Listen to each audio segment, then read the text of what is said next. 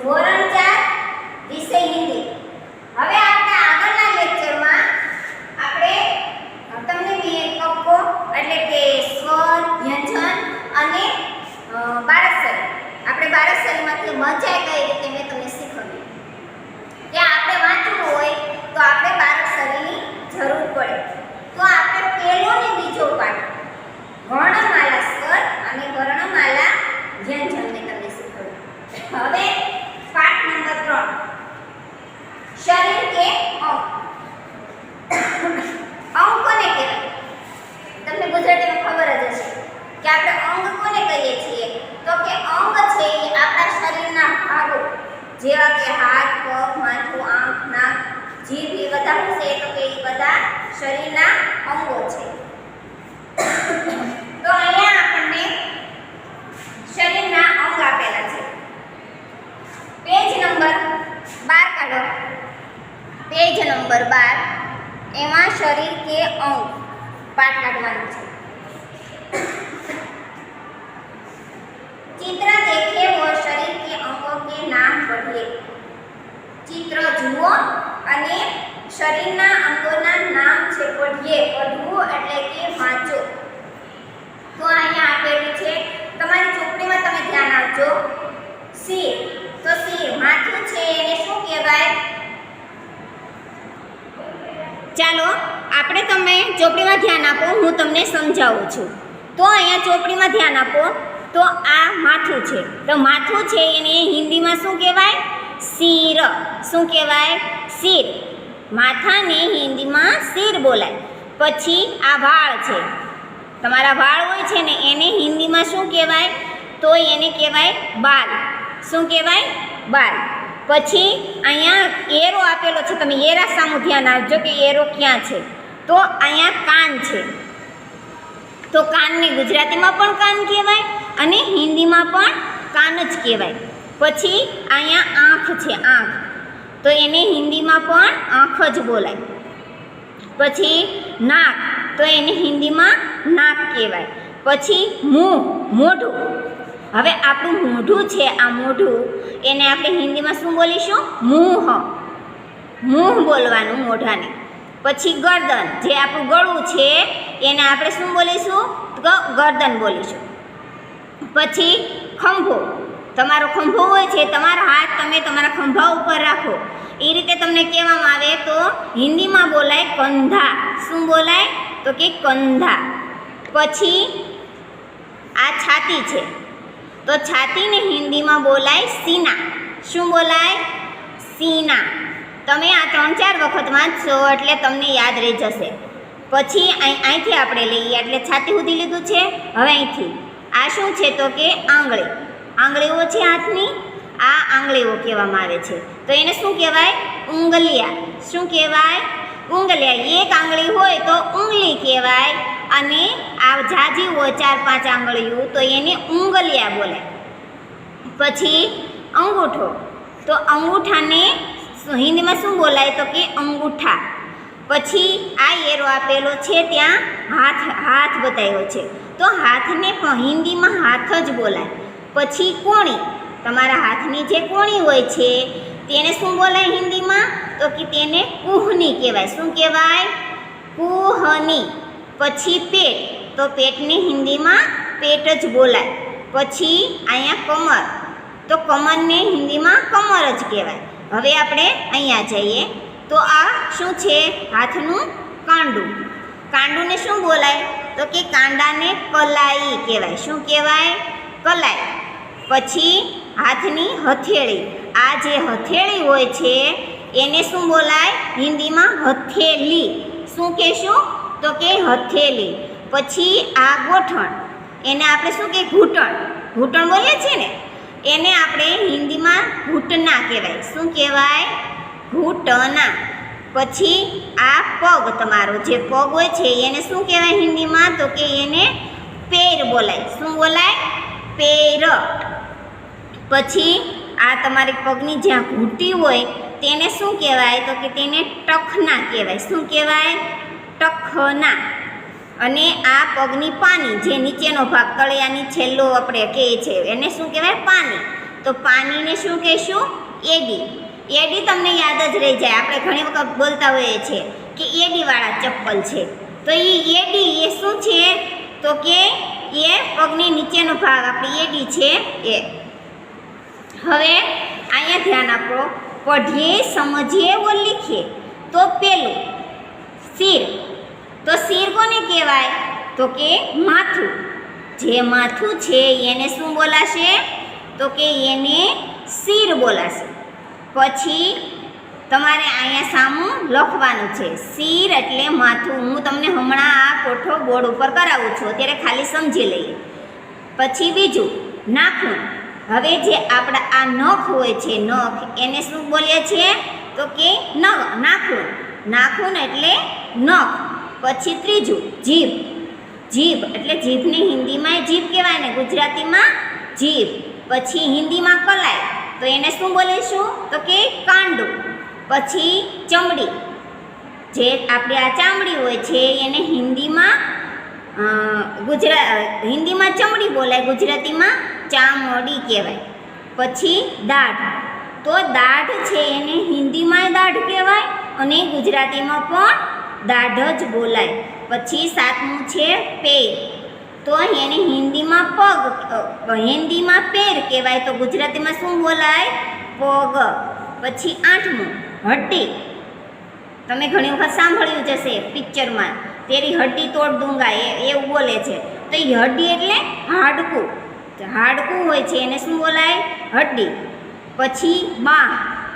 બાહ એટલે હાથનો ઉપરનો અડધો ભાગ. અડધો ભાગ એટલે અડધો ભાગ. જે હાથના ઉપરનો કોણી ઉપરનો જે આ અડધો ભાગ હોય છે એને શું બોલાય? તો કે બાહ. પછી ઓઠ. તો જે આ હોઠ છે એને શું બોલીશું? હોઠ. ઓઠ એટલે હોઠ. હવે હું તમને આ લખાવું છું, તમારે તમારી બુકમાં લખતું જવાનું છે. ચાલો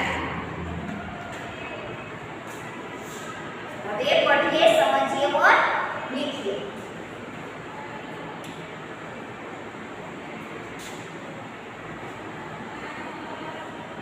पढ़िए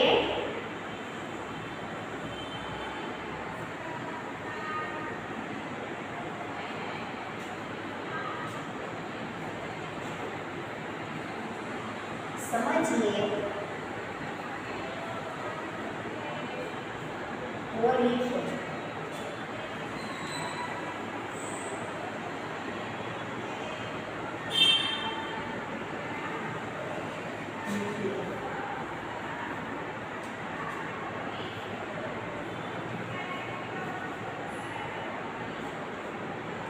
તો વાંચો, સમજો અને લખો. તો એમાં તમને પહેલા આપેલું છે શિર એટલે માથું. તે તમારે આ બે જગ્યા આપેલી છે, તો એમાં તમારે લખવાનું છે. તો એમાં પહેલું કરી લખો. પહેલું ના કરો તો પણ ચાલશે. એમાં પહેલા લખો શિર.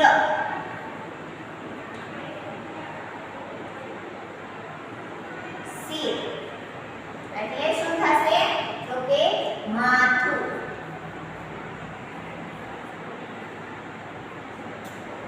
પછી બીજું છે નાખુન. નાખુન. તો નાખુનને શું કહેવાય? તો કે એને કહેવાય નખ. શું કહેવાય? નખ. પછી ત્રીજું છે જીભ. જીભને શું બોલીશું?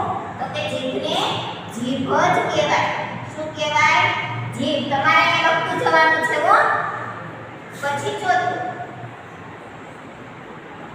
કલાઈ.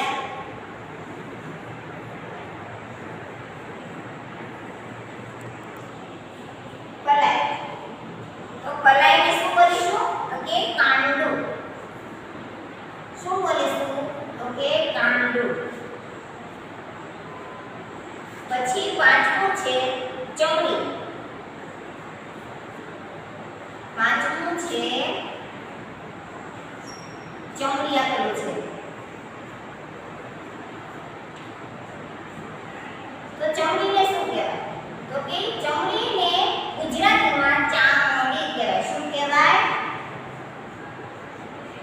શું બોલીશું તો કે ચામડી. પછી છઠ્ઠું આપેલું છે દાઢ. દાઢ આપેલું છે દાઢ. તો આપણે દાઢને શું કહીશું તો કે દાઢને દાઢ જ બોલાય. શું બોલાય? દાઢ. પછી સાતમું પેર. પેર એટલે શું થાય? આપણે મેં તમને સમજાવ્યું છે. શું થશે? પેર એટલે તમારા પગ. જે પગ હોય છે એને શું કહેવાય તો કે એને પેર કહેવાય. શું કહેવાય? પેર. પછી આઠમું છે હડ્ડી. મેં તમને કહ્યું ને હમણાં, આઠમું છે હડ્ડી. ડબલ ડી આવશે હડ્ડી. તો હડ્ડી છે એને શું કહેવાય? હાડકું. હાડકું. તમારું જે હાડકું છે એને હિન્દીમાં હડ્ડી બોલાય. પછી નવમું છે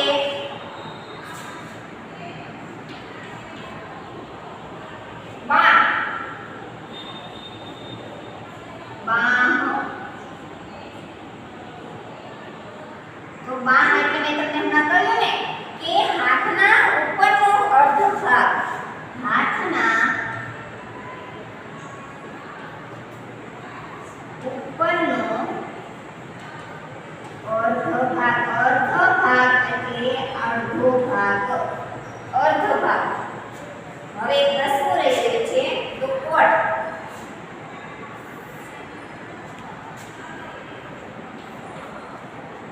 કોટ. હવે છે કોટ એટલે શું થશે તો કે કોટ એટલે હોઠ થશે. શું થશે? હોઠ. હોઠ.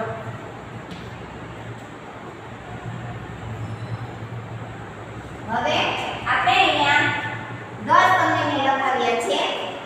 પેલું છે શિર એટલે માથું. પછી નાખૂન. નાખૂનને શું કહેવાય તો કે નાખૂનને કહેવાશે નખ. પછી જીભ. તો ગુજરાતીમાં શું બોલાય? જીભ. પછી છે કલાઈ. તમારું કાંડું. એને શું કહેવાય? કાંડું. પછી ચમડી. ચમડીને શું કહેવાય તો કે ચામડી. પછી દાઢ. દાઢ છે ને તો દાઢને શું કહેવાય તો કે દાઢને દાઢ જ બોલાય. પછી પેટ. પેટને શું કહેવાય તો કે પગ.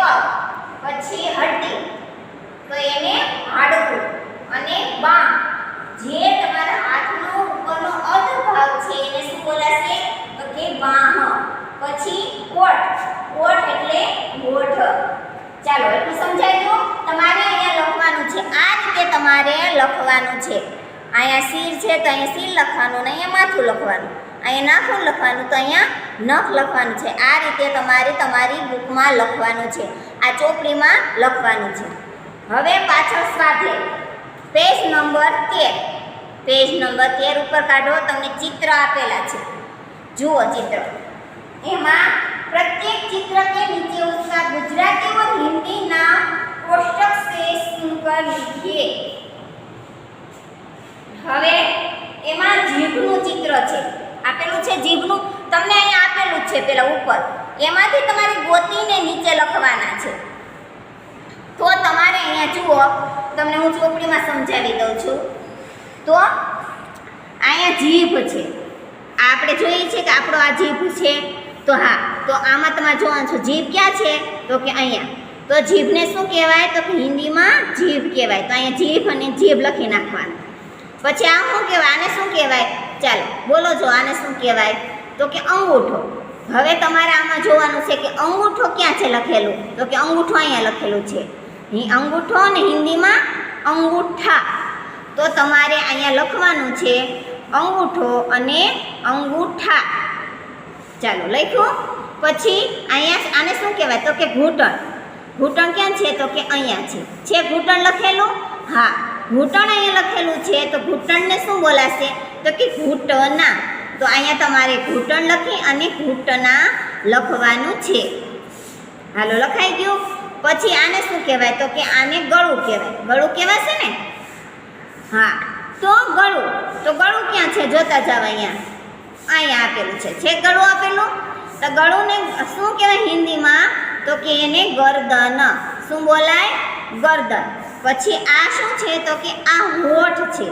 ચાલો, હોઠ ક્યાં લખેલા છે તો કે અહીંયા લખેલું છે, આપેલું છે હોઠ, તો એને ઓઠ બોલાય. શું બોલાય? ઓઠ. પછી આંખ.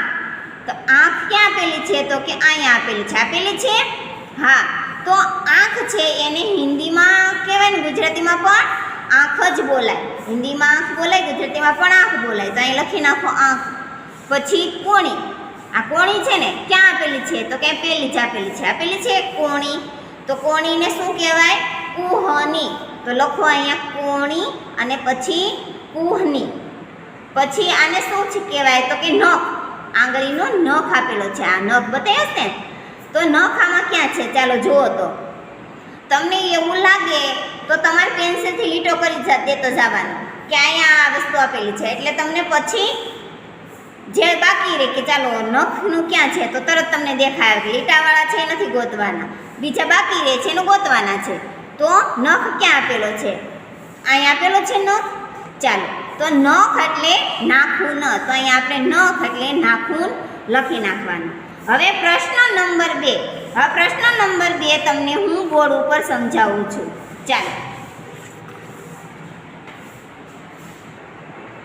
ચાલો હવે પ્રશ્ન નંબર 2. ગુજરાતી નામ કે પાસ इसका हिंदी नाम लिखिए. તમારે પ્રશ્ન નંબર 2 આપેલો છે ગુજરાતી નામ કે પાસ इसका हिंदी नाम लिखिए. એટલે કે ગુજરાતી નામની તમને આપેલા છે એની બાજુમાં તમારે શું લખવાનું છે તો કે હિન્દી નામ. તો માથું છે એને હિન્દીમાં શું બોલાય? શિર. શું બોલાય? શિર. તો ચાલો પેલી ખાલી જગ્યામાં લખો શિર. જ્યાં તમને માથું આપેલું છે ત્યાં શિર લખવાનું છે. પછી આંખ. તો આંખ છે તો હિન્દીમાં શું બોલાય તો કે એને આંખ જ બોલાય. શું કહેશું તો કે આંખ, પણ હિન્દીમાં લખવાનું છે. હવે મોઢું. હવે તમને કોઈ મોઢાને શું કહેવાય તો તમને મેં હમણાં સમજાવ્યું કે મોઢાને શું બોલાય તો કે મુંહ. શું બોલાય? મુંહ. શું બોલીશું તો કે મુંહ બોલીશું. પછી કાન. તો તમારે કાન જ્યાં આપેલા છે કાન એને હિન્દીમાં પણ શું બોલાય? ગુજરાતીમાં કાન આપેલા તો હિન્દીમાં પણ એને કાન જ કહેવાય. શું કહેવાય? કાન. ગુજરાતીમાં કાન કહેવાય ને હિન્દીમાં પણ કાન કહેવાય. હવે આંગળી. મેં તમને કીધું હતું કે આંગળી એક આંગળી આપેલી હોય, જાજે આપેલી હોય તો ઉંગલી આવે લખ્યું ને, પણ એક આપેલી હોય તો તેને શું બોલાય? ઉંગલી. શું કહેવાય? ઉંગલી. ઉંગલી. શું બોલીશું તો કે ઉંગલી લખીશું. ઉંગલી. પછી આપેલું છે હથેળી. તો હથેળી આપેલું છે. હા, તો હથેળીને શું કહેવાય? તો હથેળીને અળી નો આવે કે હિન્દીમાં અળી નથી આવતો. અળીની જગ્યાએ આપણે શું લઈએ છીએ તો કે લી લઈએ છીએ. તો હથેળી લખવાનું છે. શું લખવાનું છે? હથેળી. આપણે જ્યારે ગુજરાતીમાંથી હિન્દીમાં લખતા હોય ત્યારે અ આવતો હોય ત્યાં લ લખવાનું છે. હથેળી. પછી છાતી. તો છાતીને મેં કીધું હતું તમને કે શું કહેવાય તો કે સીના. શું કહેવાય? સીના. સીના એટલે છાતી. પછી કમર. જે તમારો કમરનો ભાગ છે એને કમર એટલે કમર જ કહેવાય. શું કહેવાય? કમર. કમરની હિન્દીમાં પણ કમર બોલાય અને ગુજરાતીમાં પણ કમર બોલાય. હવે કોણી. તો આપણે જે કોણી છે એને શું કહેવાય હિન્દીમાં? કુહની. શું બોલાય? કુહની. કુહની. વ્યવસ્થિત અને ભૂલા વગર તમારે લખવાનું છે તમારી બુકમાં. તમારી જે ચોપડી છે અભિનવ હિન્દી એમાં તમારે વ્યવસ્થિત લખવાનું છે. એકાબીજા ફરી ન જાય કે પૂર્ણ્ય આવે જાય કમર આવે જાય તમે પાછા એ રીતે પાછું પાકું કરશો અને એ રીતે પાછા પરીક્ષામાં લખશો. એટલે જોઈને નો સમજાય તો અહીંયા ચિત્રમાં આગળ આપેલું છે ત્યાં જોઈ અને લખવાનું. પછી પગ, તો પગને આપણે શું કહીએ હિન્દીમાં પેર. શું બોલાય? પેર. ગુજરાતીમાં જે આપણે પગ કહીએ છીએ હિન્દીમાં પેર કહેવાય. શું કહેવાય? પેર. પછી ખંભો, તો ખંભો છે એને કંધા કહેવાય. કંધા કહેવાય. શું બોલાય? કંધા. એને ખંભો બોલે છે. પછી કાંડું, જે આપણું કાંડું છે હાથનું એને શું કહેવાય? તો કે કલાઈ. આપણે ગુજરાતીમાં કાંડું બોલીએ હિન્દીમાં શું બોલાય? તો કે કલાઈ. શું કહેવાય? કલાઈ. એટલે કાંડું. કલાઈ એટલે કાંડું. ચાલો ફરીથી એક વખત આપણે જોઈ લઈએ. માથું તો હિન્દીમાં સિર. આંખ તો હિન્દીમાં આંખ. મોઢું તો હિન્દીમાં મોં. કાન તો હિન્દીમાં કાન. આંગળી તો ઉંગલી. હથેળી તો હથેળી. છાતી તો સીના. કમર તો કમર. કોણી તો કુહની. પછી પગ તો પેર. ખંભો તો કંધા અને કાંડું તો કલાઈ. આ રીતે તમારે તમારી નોટબુકમાં લખવાનું છે, પુસ્તકમાં લખવાનું છે અભિનવ હિન્દીમાં. હવે પ્રશ્ન નંબર 3 આપેલો છે. ઈ જ પેજ ઉપર તમારે જોવાનું છે પ્રશ્ન નંબર 3. हिंदी नाम के पास उसका गुजराती नाम लिखिए. હવે અહીંયા તમને પહેલા ગુજરાતી નામ આપ્યા હતા એમાં હિન્દી નામ લખવાના હતા. હવે હિન્દી નામ આપેલા છે અને તમારે શું લખવાનું છે? તો કે ગુજરાતી. તો પ્રશ્ન નંબર 3 હિન્દી નામ આપેલા છે અને ગુજરાતી નામ લખવાના છે. તો એમાં પહેલું આપેલું છે બાલ. આપેલું છે બાલ. ચાલો તો બાલને હિન્દીમાં શું ગુજરાતીમાં શું કહેવાય? તો કે વાળ. લખો વાળ. પછી બીજું છે પેટ. પેટ આપેલું છે પેટ. તો એને હિન્દીમાં પેટ આપેલું છે. ગુજરાતીમાં શું બોલીશું? તો કે પેટ જ બોલીશું. શું બોલીશું? પેટ. પછી ત્રીજું, તો ત્રીજામાં આપેલું છે હાથ. હાથ આપેલો છે લખેલું કે હાથ આપેલું છે. તો આપણે હાથને ગુજરાતીમાં શું બોલીએ છીએ? તો કે હાથને ગુજરાતીમાં પણ આપણે શું બોલીએ છીએ? તો કે હાથ જ બોલીએ છીએ. પછી ચોથામાં નાક. તો હિન્દીમાં નાક કહેવાય. આપણે ગુજરાતીમાં શું બોલીએ છીએ? નાક હિન્દીમાં કહેતા હોય તો ગુજરાતીમાં શું બોલીએ? તો કે ગુજરાતીમાં પણ આપણે શું બોલીએ છીએ? નાક જ કહીએ છીએ. શું કહીએ છીએ? તો કે નાક. પછી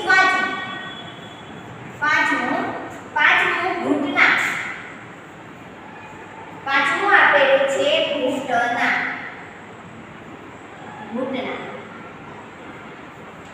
તો આ રીતે તમારે ઘૂંટણા આપેલું છે. તો એમાં આપણે ગુજરાતીમાં શું બોલીશું? તો કે ઘૂંટણ. શું બોલીશું? ઘૂંટણ. હિન્દીમાં ઘૂંટણા આપેલું હોય તો ગુજરાતીમાં શું લખવાનું છે? તો કે ઘૂંટણ. પછી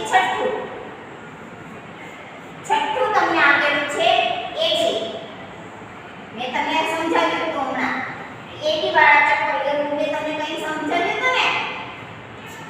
તો એડીને શું કહેવાય? પગના નીચેનો પાણીનો ભાગ, પાણીની બાજુમાં એડી. તો એને આપણે એડી જ બોલીએ છીએ. શું બોલીએ? ગુજરાતીમાં પણ એડી જ કહીએ છીએ. પછી સાતમું ઉંગલિયા. આપણે આંગળીઓ, આ ઉંગલિયા આપેલું છે એટલે શું થશે? આંગળીઓ એક કરતા વધારે આપેલી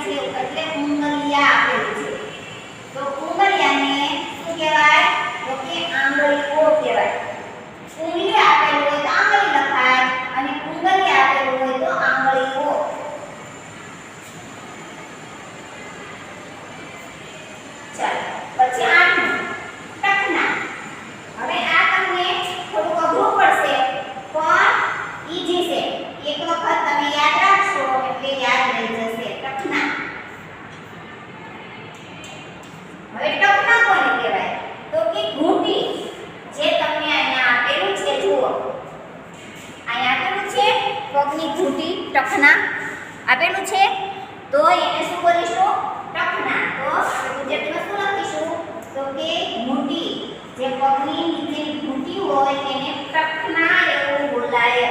આ તમારે પાકું કરવાનું પણ છે. લખવાનું તો છે સાથે સાથે પાકું પણ કરવાનું છે. એટલે તમને પરીક્ષામાં પૂછવાનું હોય. ચાલો પરીક્ષામાં પૂછાય કેટલી તો તમે તરત જ યાદ હોય તો તમે લખી શકો કે કેવી. એ રીતે ટખના લખેલું હોય તો તમે તરત લખી શકો ઘૂંટી. આ રીતે તમારા પ્રશ્ન નંબર 2 માં ગુજરાતીની સામે હિન્દી અને પ્રશ્ન નંબર 3 માં હિન્દીની સામે ગુજરાતી લખવાનું છે. ચાલો ફરી એક વખત બોલી લઈએ. બાલ. બાલ એટલે વાળ. પછી હાથ. તો હાથ એટલે હાથ. પછી ઘૂંટણા. ઘૂંટણા એટલે ઘૂંટણ. પછી ઉંગલિયા. ઉંગલિયા એટલે આંગળીઓ. પછી પેટ એટલે પેટ. નાક એટલે નાક. એડી એટલે એડી. અને ટખના. ટખના એટલે ઘૂંટી. તો ચાલો હવે તમારે આ વ્યવસ્થિત સારા અક્ષરે તમારી બુકમાં લખવાનું છે. તમારી જે આસવા છે એમાં લખવાનું છે અભિનવ હિન્દીમાં અને પાકું કરવાનું છે. તમારી બુકમાં લખવાનું ને પાકું કરવાનું ભૂલતા નહીં. તો આ આપણે પાઠ નંબર 3 હતો શરીર કે અંગ, શરીરના અંગો. તો ચાલો આજે આટલું.